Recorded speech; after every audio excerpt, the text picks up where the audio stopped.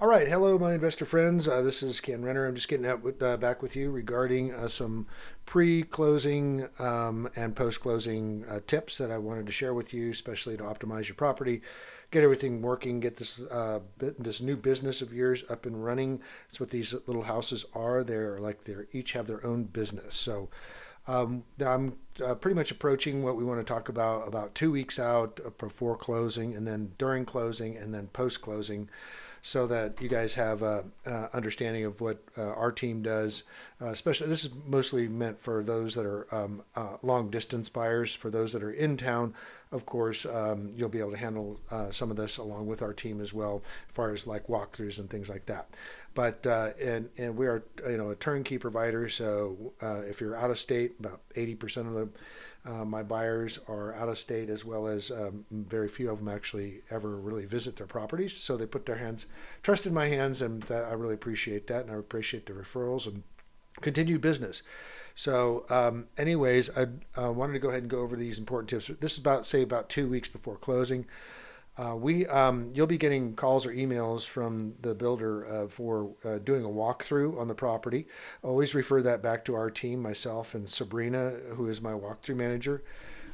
Refer those emails or those calls back to us, because we're going to be handling those walkthroughs. And the walkthroughs, of course, the first walkthrough is an orientation of the property. Make sure that they that we've checked out all the appliances and gone through, looked at all the cosmetics, and then we do a punch list. Sabrina does a punch list of things that need to be finished up. A lot of times it's usually a lot of cosmetic things, a little broken switch here or this or that. If there's major issues, sometimes the construction will be pushed back to take care of those issues. But the first initial inspection is to create a punch list that for the final inspection, which happens just before closing, that we go back and visit with the property and the project manager to make sure that those items have been taken care of, and then we sign off on that with your permission, so that we can go to closing.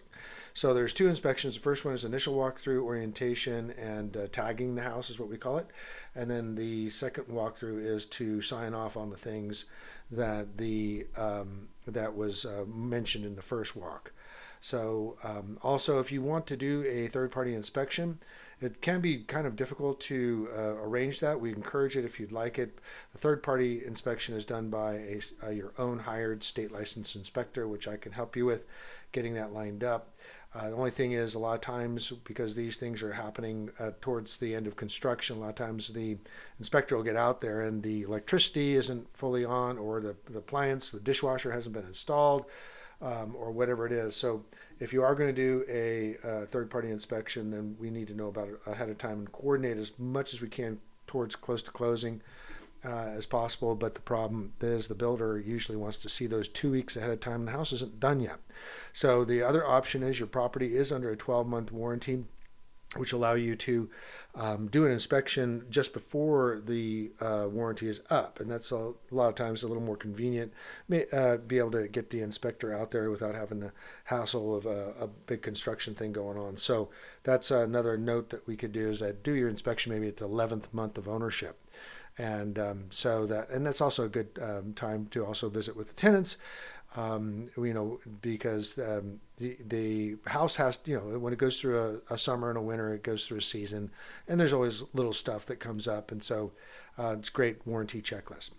You're going to you want to choose your property manager prior to close, and we of course provided you with the property managers that we work with, three of them ourselves and two others that we mainly do to cover our whole marketing area.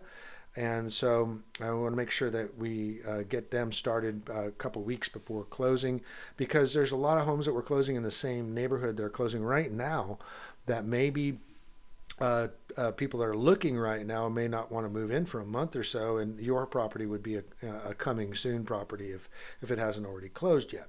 So that's kind of the domino effect that we have, is that we say people come in and go, well, this house is already taken, but we have this one down the street. It'll be done in 3 weeks. How about that one? And that's been very effective as well. And then we're going to talk a little bit about our co-op marketing in the next video, how we help co-op market with the leasing, so that we throw a budget at it to help get these properties leased because we are, if it's a season like it is now, where I'm talking to you in wintertime, things are slower, holidays, all that fun stuff. We have to use every bit of strategy, and then also we add our marketing prowess to be able to add to the efforts of getting tenants in there, get the traffic, get the exposure, get the leads. All right, so your closing will be handled by a mobile notary. And so wherever you're at, the title company will arrange for a notary to come to your house, your work. And now even some of our builders are allowing for Zoom meeting style closings, which is very convenient. But for the most time, it's usually they'll send you the closing documents, and then the mobile notary will meet you at the place of convenience. On the day of closing, make sure if sending a wire that you verify on the phone with the title company that the information that you've received, usually through your portal, which is pretty safe, is correct and ready to go. Wire fraud is real, and we've had many cases of last-minute things that showed up that looked very legitimate about changing where you're supposed to wire your money, and we've seen near disasters. Fortunately, because of this piece of advice right here, our clients did not send the wire until confirming it with the title company, found out it was the wrong title or was a different bank, and that money can disappear into the cyber world. So make sure you call the title company prior to closing on the day that you're about ready to wire the funds.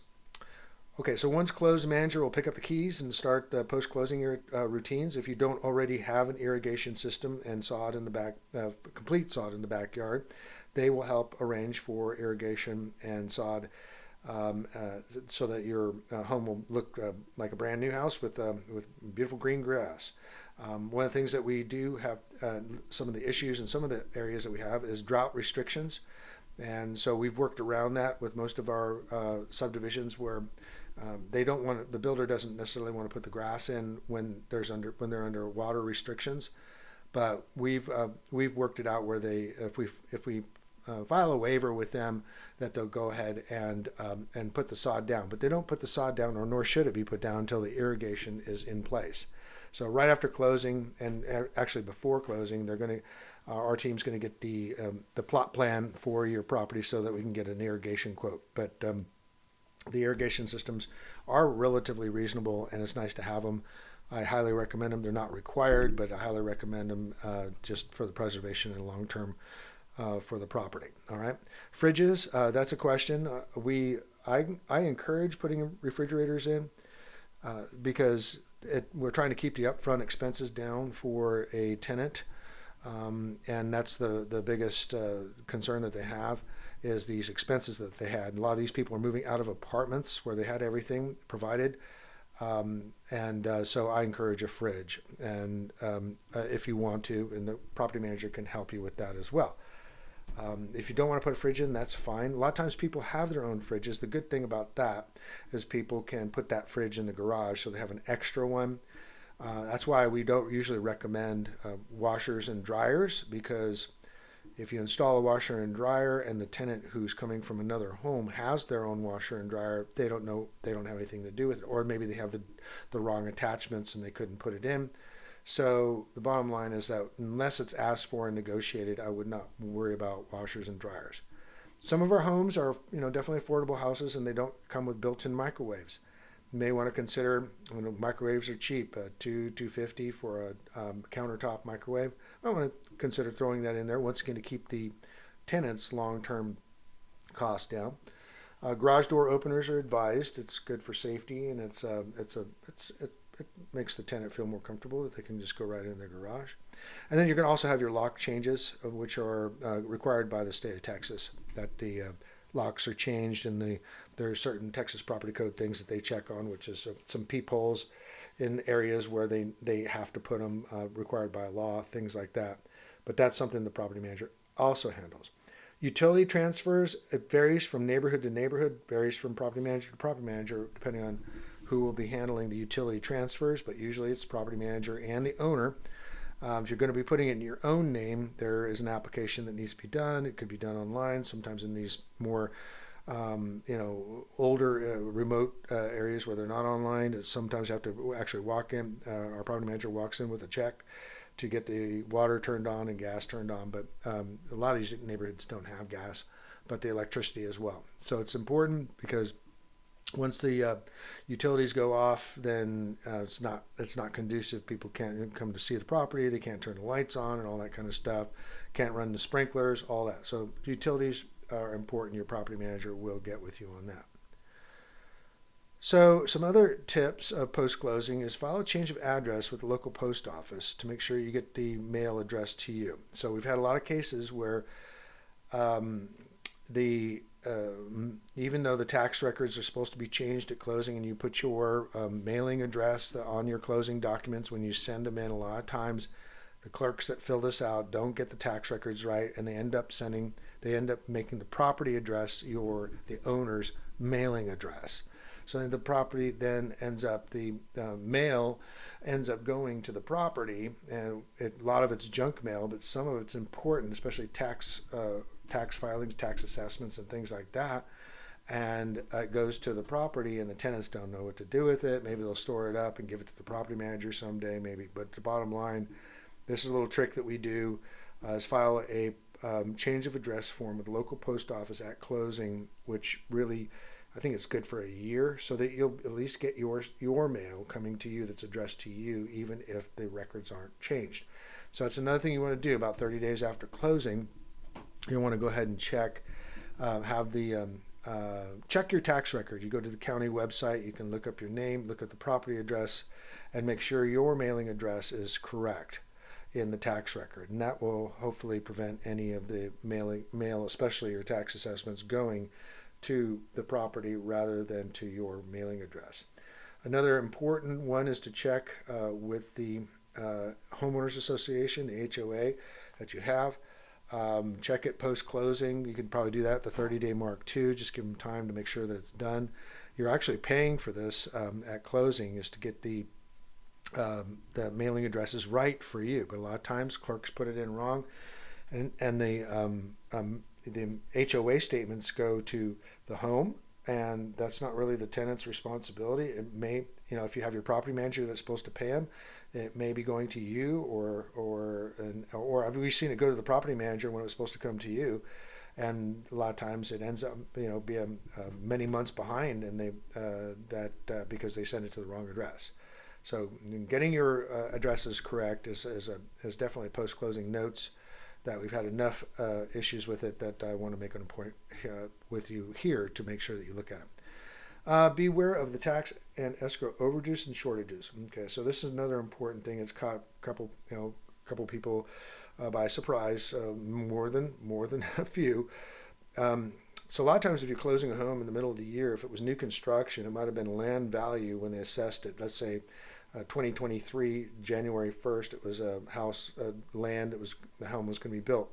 Let's say by June you closed and there's now a house there, and now you've established your escrow account, and the escrow account may be based on land value taxes, which is low, which is great, because that's one of the benefits you get if you're buying a house in the middle of the year. You get a tax break for the rest of the year because they only assess the homes once a year, and they assess the value based on January 1st. So what happens oftentimes, a mortgage company may be collecting low escrow payments into the following year when they should, when the taxes are already going to go up because it's an improved property there, and all of a sudden they come back to you after they do an escrow analysis and say, oh wow, we were collecting land value as opposed to completed value taxes for the last 6 months or 8 months, and they will come back at you and say, okay, we need an extra $300, or we need a check for $1,500 or more to cover the back taxes that you didn't collect because it was a completed property, and we just didn't get to the escrow analysis until now. And you either have to write a big check, or you end up having double up on the escrow account, which can really be a financial strain on the fact that your payments are going up huge. So it's important to make sure that if you're not being collected for full value taxes at closing, which most times you are, for your escrow account, that you would be aware that you may end up having to cover the shortage, which the shortage is actually money that you owed. They just never caught up to you. So you enjoyed the savings along the way, but just want to make sure you know about that. And then when you receive your tax appraisal assessment notice in April, make sure it has no more than what you paid for the property. You might have you have the right to protest the valuation, and I have classes, and I remind you guys when you have your when that time comes around, I'll be reminding you of the time to be able to protest. You get your statements of appraisal from the county usually in the middle of April, and May 15th is usually the deadline for filing a protest. And I protest them every year, and I'm good at it, and I teach my clients how to do it as well, or they can hire a service to help with the protest of the valuation. So these are some of the things to optimize. I just figured that was something that was important because not always addressed, and these issues have been coming up recently or over the years, and I want to make sure that you're put in the best position to check these boxes off as you go. So great. If you have any questions, you can always reach out to me, call, text, or set up at a scheduler appointment with me. It's 512-423-5626. Thanks, you guys. Appreciate you.